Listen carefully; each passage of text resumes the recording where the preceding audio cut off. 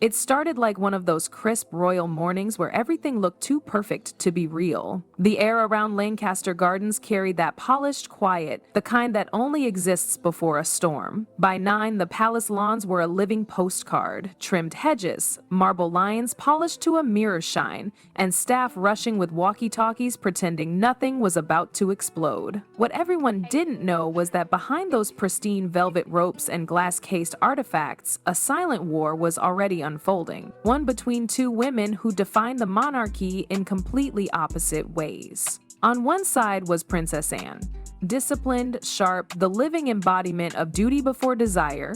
She never smiled for the cameras longer than necessary and treated royal work like a soldier treats a mission. And then there was Camilla, queen consort, seasoned survivor of gossip columns and scandals, a woman who'd turned public hatred into cautious respect. But the problem with redemption is, once you get a taste of approval, you start craving legacy. And Camilla wasn't content with being remembered as the second wife who lasted. She wanted her own mark carved into royal history, even if it meant rewriting a few lines. The Royal Heritage Exhibition was supposed to be Anne's masterpiece, a showcase of centuries of artifacts, everything from Queen Victoria's riding gloves to King George's letters. It wasn't flashy, it was honest, steeped in tradition, curated with Anne's characteristic restraint. But to Camilla, that restraint looked like exclusion. She believed Anne was freezing her out, painting her as irrelevant in the grand story of the crown.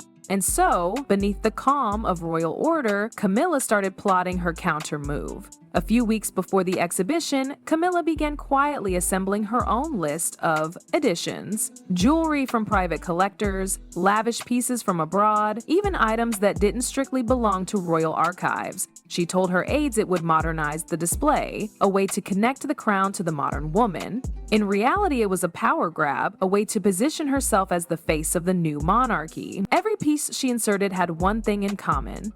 It tied back to her narrative. If Anne stood for preservation, Camilla would stand for reinvention. Her right-hand woman, Marion Ellie, had been with her for decades, loyal, discreet, and dangerously good at cleaning up messes before they reached the tabloids. When Camilla slid a fresh list across the table one evening, Marion didn't question it until she noticed the final entry. Her own antique brooch, a small, delicate thing, handcrafted by her late father, the last connection she had to her past. Camilla's explanation came wrapped in honey. It's symbolic, Marion. A tribute to personal stories within the monarchy. It'll be returned safely. Marion wanted to believe her. She always had. But something about the softness in Camilla's tone, too polished, too rehearsed, felt off. When she later saw the official paperwork, her blood ran cold. The brooch wasn't listed as a loan. It was registered under permanent exhibit holdings. Camilla's signature gleamed beside it, elegant and final. That single blue-violet stroke meant the brooch now legally belonged to the royal collection. In other words, to Camilla.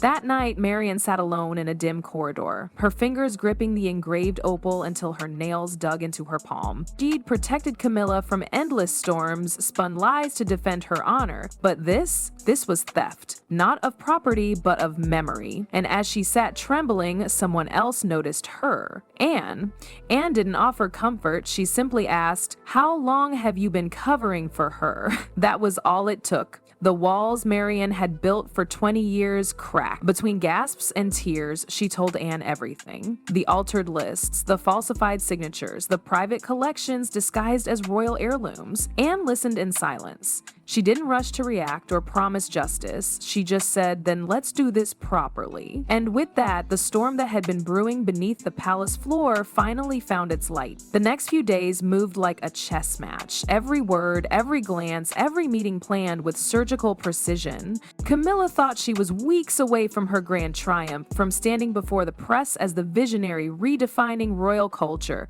What she didn't know was that Anne had already set the board for her downfall. The morning of the artifact selection arrived, wrapped in that uneasy stillness that only palaces know. Elegant, polished, and heavy with secrets. The long hall of Lancaster Palace shimmered with chandeliers, gold trimming glinting against marble floors, and rows of chairs, perfectly aligned for the press and cultural advisors. Every detail was deliberate, every breath rehearsed. But beneath that perfection, tension slithered through like an invisible current. At the head of it all sat Anne, calm as a still lake, her notes folded neatly inside a black briefcase. The first half of the event unfolded like clockwork. Curators gave reports, historians spoke about preservation, and cameras clicked softly as the royal staff paraded delicate treasures before the crowd. But everyone knew the real spotlight would come during the supplementary proposals. That was the moment Camilla had been waiting for. Her grand move. When she finally rose, the hush was instant. Dressed in pearl white, her every motion deliberate, she carried herself like someone convinced that this day would etch her name into history.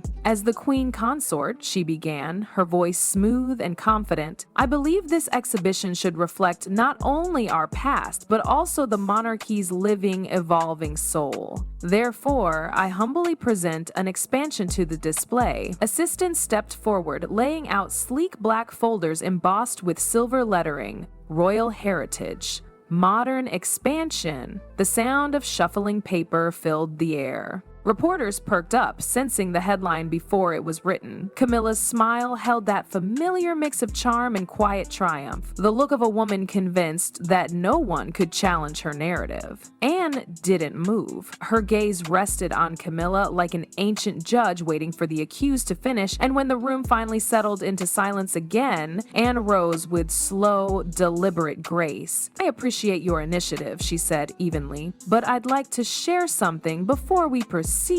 A faint murmur rippled through the hall. Anne opened her briefcase and pulled out a thin folder. This, she said, holding it up, is a copy of the same proposal, signed by Her Majesty, dated 3 days ago. Her tone was calm, but the weight in her voice cut through the room like a blade. It bypassed council review and includes several artifacts of unverified origin. Among them, a private brooch currently registered under the royal collection. Camilla's face stiffened. She blinked once, twice, trying to steady herself, but the blood drained from her cheeks. Cameras zoomed in, pens froze mid-air, and turned the final page toward the audience, revealing a single handwritten signature, Camilla R. in deep violet ink. Gasps filled the air. No one spoke, but the message was clear. Camilla had gone behind protocol, attempting to seize authority that wasn't hers. Heritage, Anne continued, her voice unwavering, is not a personal gallery. It is a responsibility, one that demands transparency, not ambition. She laid the papers on the table, each word echoing in the hall's hollow grandeur. If this exhibition becomes a monument to any individual, then we have failed its very purpose. Camilla tried to speak a weak "that's not" escaped her lips, but Anne had already turned back toward her seat. The silence that followed was deafening. Even the guards at the doors looked uneasy. A few journalists began scribbling furiously. Others simply stared, wide-eyed at the woman who just unmasked a queen consort in her own palace. When the meeting adjourned, Anne exited first, greeted with restrained nods of respect. Camilla remained seated, her hands clasped tight on her lap, her reflection trembling in the polished surface of the table. Outside, the London sky had turned pale gray, not stormy, not clear, just uncertain. The kind of sky that matched the look in her eyes. Disbelief mixed with the slow, bitter realization that her empire of influence had just begun to crumble. The Royal Heritage exhibition opened under a muted London sky, the kind that carried a strange stillness before rain. The crowd outside Lancaster Palace stretched along the gates, reporters, diplomats, museum curators, and invited guests, all waiting for a glimpse of what had been called the most significant royal showcase in decades. Inside, the air smelled faintly of polished oak and lavender oil. Every chandelier burned bright, every velvet rope perfectly aligned. It was the kind of royal perfection that demanded admiration. Yet somewhere within that symmetry lay the quiet memory of what had unfolded only days before. Princess Anne stood behind the podium, her posture unshakable in a deep navy gown trimmed with subtle gold embroidery. No notes, no teleprompter. She simply looked out at the sea of faces and began, her voice firm and composed. Heritage, she said, is not for the ambitious to reshape, nor for the powerful to claim. It is the bridge between those who came before us and those who will follow. Every word landed with a kind of authority that couldn't be rehearsed. Cameras clicked like rain hitting glass, but Anne didn't flinch. She had no need to perform. Just 2 rows away sat Camilla. The queen consort's once radiant presence seemed to have dimmed. She wore an ivory dress, tasteful yet subdued, without her usual shimmer of diamonds, no crown, no gloves, and most notably no brooch pinned to her chest. Her hands rested on her lap, perfectly still, though her eyes betrayed the tension within. Around her, guests offered polite smiles that didn't quite reach their eyes, courtesy masking curiosity and curiosity masking judgment. The whispers had already spread across London society. Paper spoke of a quiet clash of crowns and a test of legacy within the monarchy. For the first time in years, Camilla's press office had gone silent. The woman once famed for controlling narratives had lost control of her own. Even her inner circle had thinned. Marian Ellie, the secretary who once stood by her through every controversy, had quietly resigned, citing personal reasons. But everyone knew. When the exhibition officially opened, guests began to drift through the gallery, moving from artifact to artifact under the soft glow of golden lighting. There were relics from the Victorian era, royal letters, coronation jewelry, all presented with plaques describing their origin and historical relevance. Each display carried the seal of the Royal Heritage Council, every piece verified and transparent. Anne had insisted on that. Camilla walked the aisles slowly, expression blank, like someone observing her own portrait being removed from the wall. When she reached the final chamber, a section titled Legacy and Honor, she froze. There, under glass, sat Marian's brooch, only now the nameplate beside it read, "On temporary loan, property of Marian Ellie, London, restored under the authority of Princess Anne." It was a small object, yet in that instant it might as well have been a verdict. Camilla's throat tightened as she stepped closer. Her reflection shimmered faintly against the glass case, poised, regal, and painfully out of place. The murmurs of guests swelled softly behind her, their words low and indistinct, but their eyes unmistakable. She turned away before they could see the glint of moisture forming in her eyes.